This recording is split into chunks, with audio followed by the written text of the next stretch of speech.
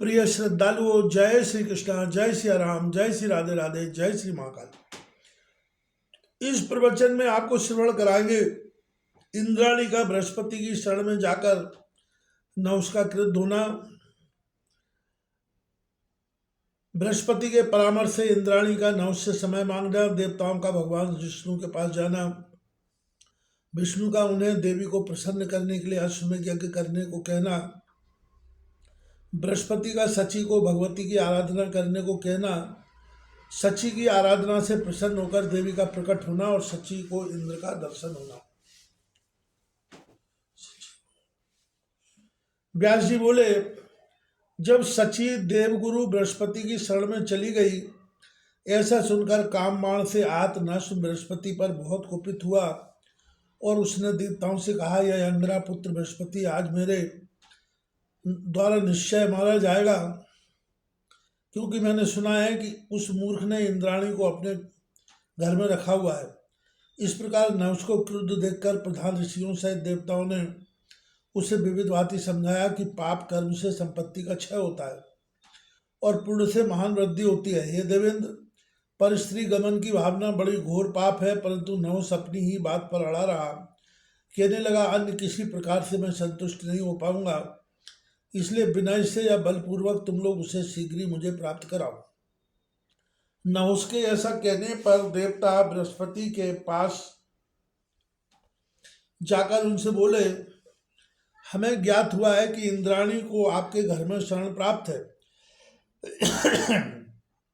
उन्हें आज ही नहुष को देनी है, क्योंकि भाई इंद्र बना दिया गया है। ये उन्हें पति रूप में वर्ण कर लें। इस दारुण वचन सुनकर बृहस्पति ने देवताओं से कहा, मैं शरण में आई हुई उस पतिव्रता सची का त्याग नहीं करूंगा। तब देवता बोले, तो कोई दूसरा उपाय करना चाहिए जिससे नहुष प्रसन्न हो जाए। देवगुरु ने कहा, सची वहां जाकर राजा को अपनी बात से अत्यंत मोहित करके यह शपथ लें कि अपने पति को मृत जानने के बाद ही मैं आपको अंगीकार करूंगी। उनके जीवित रहते मैं किसी दूसरे के पति कैसे बना लूं? पहले उनकी खोज की जाए कि वे जिंदा हैं या मर गए। ऐसा विचार करके सभी देवता बृहस्पति को आगे करके सची के साथ नहुष के पास पहुंचे।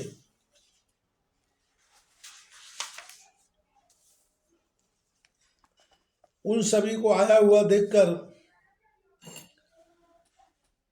वह कृत्रिम इंद्र नहुष हर्षित हुआ और सची से बोला, हे प्रिय, आज मैं इंद्र हूँ, मुझे पति रूप में अंगीकार करो। नहुष के ऐसा कहने पर सची ने कहा, हे सुरेश्वर, मैं आपसे एक वर प्राप्त की इच्छा करती हूँ। आप कुछ समय तक प्रतीक्षा करें, जब तक मैं यह निर्णय कर लूँ कि मैं पति इंद्र जीवित है या नहीं। इस बात को मेरे मन में संदेह है। इस बात का निश्चय करने के अनंतर मैं आपकी सेवा में उपस्थित होंगी। तब तक के लिए आप ऐसा कीजिए। इंद्राणी के ऐसा कहने पर नहुष प्रसन्न हो गया और ऐसा ही है कहकर उसने उन देवी सची को प्रसन्नतापूर्वक विदा कर दिया।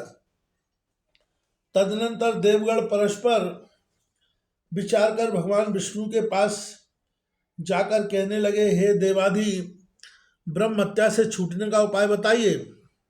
देवताओं का वचन सुनकर भगवान विष्णु बोले, इंद्र के पाप की निवृत्ति के लिए अश्वमेध यज्ञ कीजिए, इससे वह पवित्र होकर इंद्रत्व को पा जाएंगे।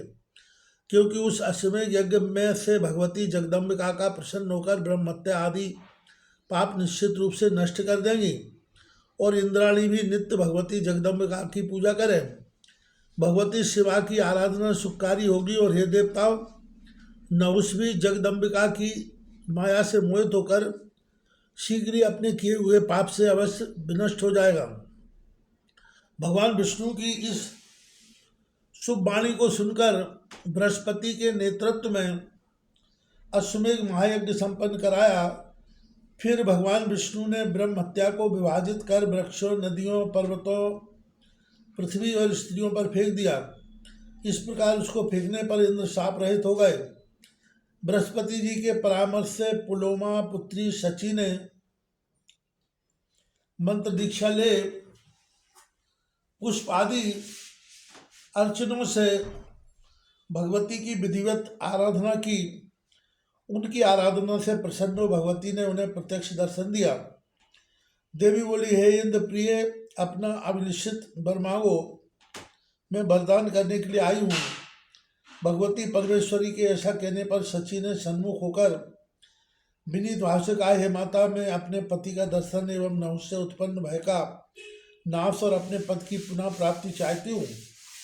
देवी ने कहा, तुम मेरी इस दूती के साथ मानसरोवर चली जाओ, जहाँ मेरी विश्वकामा नामक अचल मूर्ति प्रतिष्ठित है। वहीं तुम्हें इंद्र के दर्शन हो जाएंगे। कुछ समय बाद मैं नहुष को मोहित करूंगी और उस समय मोक्षगत राजा को इंद्र के पद से गिरा दूंगी। तदनंतर सची को लेकर देवी की दूती ने शीघ्रतापूर्वक उनके पति इंद्र के पास पहुंचा दिया। वहां परमेश्वरी के विग्रह का दर्शन कर तथा गुप्त रूप से रहते हुए अपने पति देवराज इंद्र को देखकर और देवी जी से वरदान से अपना बहुत